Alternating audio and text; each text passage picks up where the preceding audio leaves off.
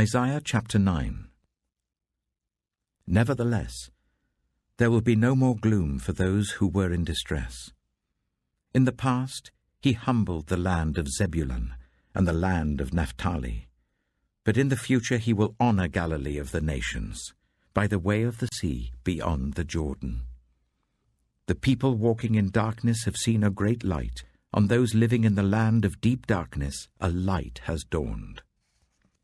You have enlarged the nation and increased their joy. They rejoice before you as people rejoice at the harvest, as warriors rejoice when dividing the plunder.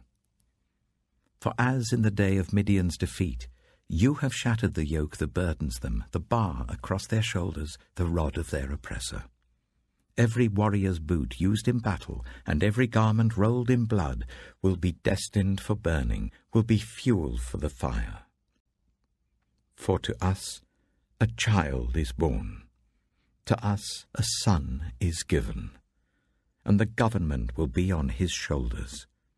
And he will be called Wonderful Counselor, Mighty God, Everlasting Father, Prince of Peace. Of the greatness of his government and peace there will be no end. He will reign on David's throne and over his kingdom, establishing and upholding it with justice and righteousness from that time on and forever. The zeal of the Lord Almighty will accomplish this. The Lord has sent a message against Jacob. It will fall on Israel. All the people will know it, Ephraim and the inhabitants of Samaria, who say with pride and arrogance of heart, the bricks have fallen down, but we will rebuild with dressed stone. The fig trees have been felled, but we will replace them with cedars. But the Lord has strengthened Reason's foes against them, and has spurred their enemies on. Arameans from the east and Philistines from the west have devoured Israel with open mouth. Yet for all this, his anger is not turned away. His hand is still upraised. But the people have not returned to him who struck them, nor have they sought the Lord Almighty. So the Lord will cut off from Israel both head and tail, both palm branch and reed, in a single day.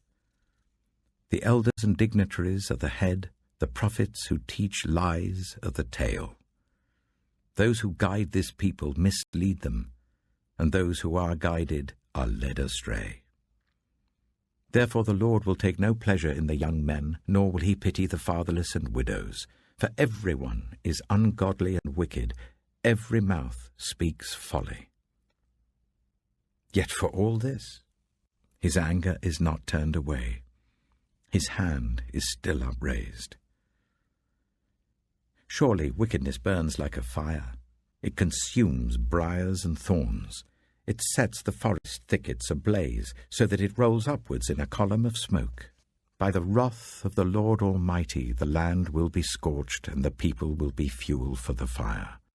They will not spare one another. On the right they will devour, but still be hungry. On the left they will eat, but not be satisfied. Each will feed on the flesh of their own offspring. Manasseh will feed on Ephraim, and Ephraim on Manasseh. Together they will turn against Judah. Yet for all this, his anger is not turned away. His hand is still upraised.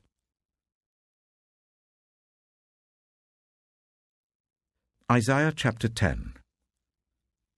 Woe to those who make unjust laws, to those who issue oppressive decrees, to deprive the poor of their rights and withhold justice from the oppressed of my people, making widows their prey and robbing the fatherless. What will you do on the day of reckoning when disaster comes from afar? To whom will you run for help? Where will you leave your riches? Nothing will remain but to cringe among the captives or fall among the slain. Yet for all this, his anger is not turned away. His hand is still upraised. Woe to the Assyrian, the rod of my anger, in whose hand is the club of my wrath.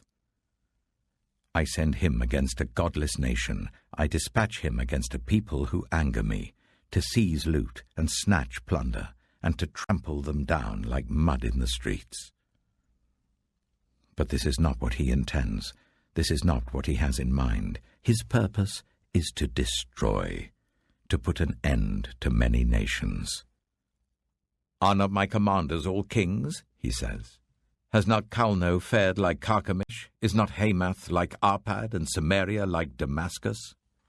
As my hand seized the kingdoms of the idols, kingdoms whose images excelled those of Jerusalem and Samaria, shall I not deal with Jerusalem and her images, as I dealt with Samaria and her idols? When the Lord has finished all his work against Mount Zion and Jerusalem, he will say, I will punish the king of Assyria for the willful pride of his heart and the haughty look in his eyes. For he says, By the strength of my hand I have done this, and by my wisdom, because I have understanding. I removed the boundaries of nations, I plundered their treasures. Like a mighty one, I subdued their kings. As one reaches into a nest, so my hand reached for the wealth of the nations. As people gather abandoned eggs, so I gathered all the countries. Not one flapped a wing or opened its mouth to chirp. Does the axe raise itself above the person who swings it? Or the saw boast against the one who uses it? As if a rod were to wield the person who lifts it up, or a club brandish the one who is not wood. Therefore the Lord Almighty, will send a wasting disease upon his sturdy warriors. Under his pomp a fire will be kindled like a blazing flame.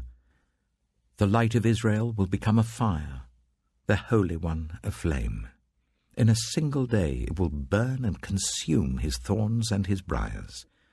The splendor of his forests and fertile fields it will completely destroy, as when one who is ill wastes away. And the remaining trees of his forests will be so few that a child could write them down. In that day, the remnant of Israel, the survivors of Jacob, will no longer rely on him who struck them down, but will truly rely on the Lord, the Holy One of Israel. A remnant will return, a remnant of Jacob will return to the mighty God. Though your people be like the sand by the sea, Israel, only a remnant will return.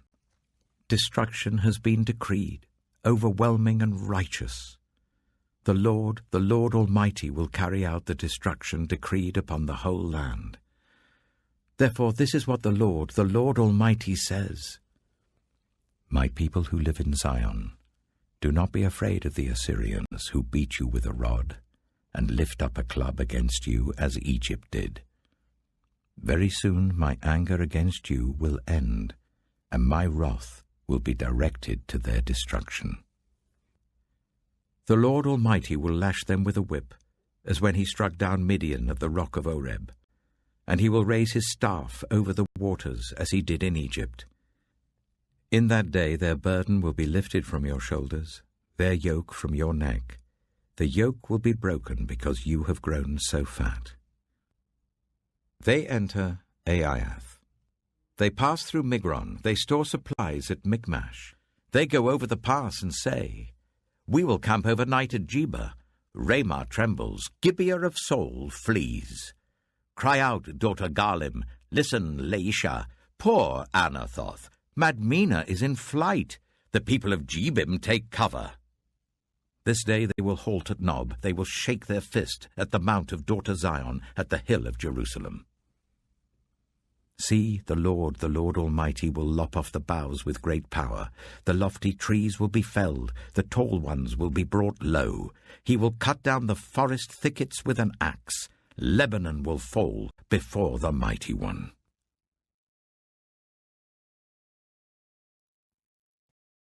Timothy chapter 3. Here is a trustworthy saying. Whoever aspires to be an overseer desires a noble task.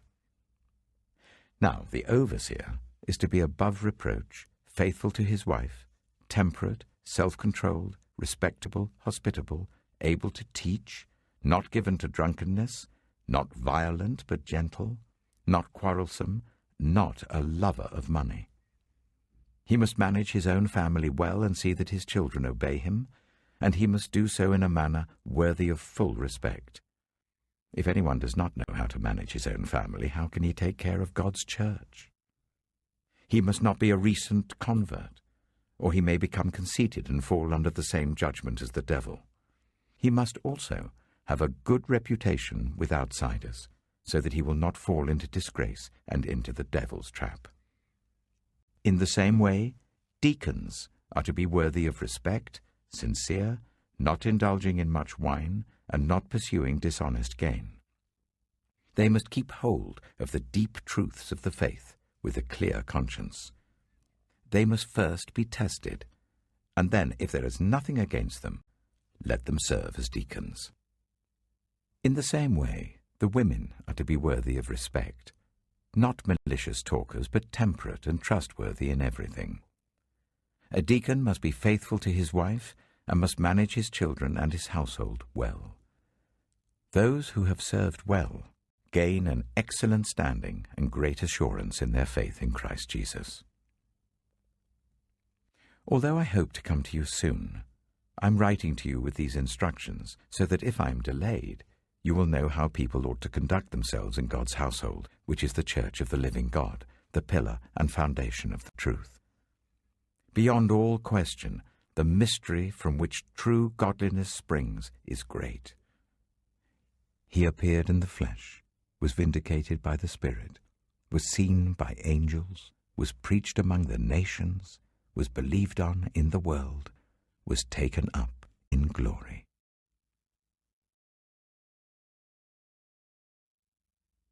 Psalm 62. Truly my soul finds rest in God. My salvation comes from him. Truly he is my rock and my salvation. He is my fortress. I will never be shaken. How long will you assault me?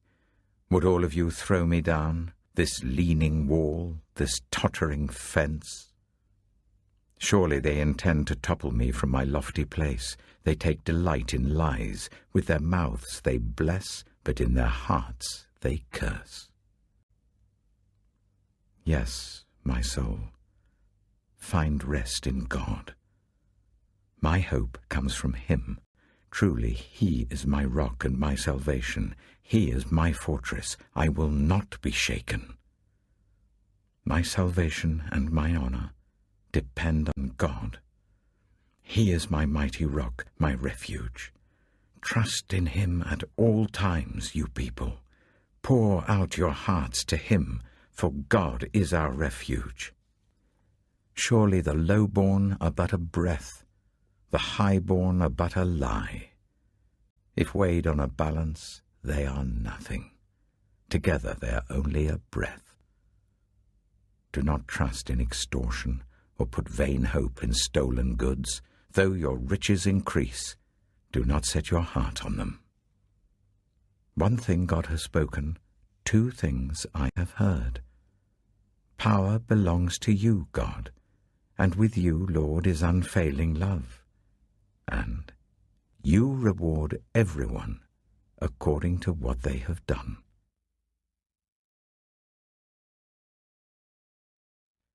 Proverbs chapter 11. The Lord detests dishonest scales, but accurate weights find favor with him. When pride comes, then comes disgrace, but with humility comes wisdom. The integrity of the upright guides them, but the unfaithful are destroyed by their duplicity. Wealth is worthless in the day of wrath, but righteousness delivers from death. The righteousness of the blameless makes their paths straight, but the wicked are brought down by their own wickedness. The righteousness of the upright delivers them, but the unfaithful are trapped by evil desires. Hopes placed in mortals die with them. All the promise of their power comes to nothing. The righteous person is rescued from trouble, and it falls on the wicked instead. With their mouths the godless destroy their neighbors, but through knowledge the righteous escape. When the righteous prosper, the city rejoices. When the wicked perish, there are shouts of joy. Through the blessing of the upright, a city is exalted, but by the mouth of the wicked it is destroyed. Whoever derides their neighbor has no sense, but the one who has understanding holds their tongue. A gossip betrays a confidence, but a trustworthy person keeps a secret. For lack of guidance, a nation falls, but victory is won through many advisers. Whoever puts up security for a stranger will surely suffer, but whoever refuses to shake hands in pledge is safe. A kind-hearted woman gains honor, but ruthless men gain only wealth. Those who are kind benefit themselves, but the cruel bring ruin on themselves. A wicked person earns deceptive wages, but the one who sows righteousness reaps a sure reward. Truly the righteous attain life, but whoever pursues evil finds death. The Lord detests those whose hearts are perverse, but he delights in those whose ways are blameless. Be sure of this, the wicked will not go unpunished, but those who are righteous will go free. Like a gold ring in a pig's snout is a beautiful woman who shows no discretion. The desire of the righteous ends only in good, but the hope of the wicked only in wrath. One person gives freely, yet gains even more. Another withholds unduly, but comes to poverty. A generous person will prosper. Whoever refreshes others will be refreshed. People curse the one who hoards grain, but they pray God's blessing on the one who is willing to sell. Whoever seeks good finds favor, but evil comes to one who searches for it. Those who trust in their riches will fall, but the righteous will thrive like a green leaf. Whoever brings ruin on their family will inherit only wind, and the fool will be servant to the wise. The fruit of the righteous is a tree of life, and the one who is wise saves lives. If the righteous receive their due on earth, how much more the ungodly and the sinner?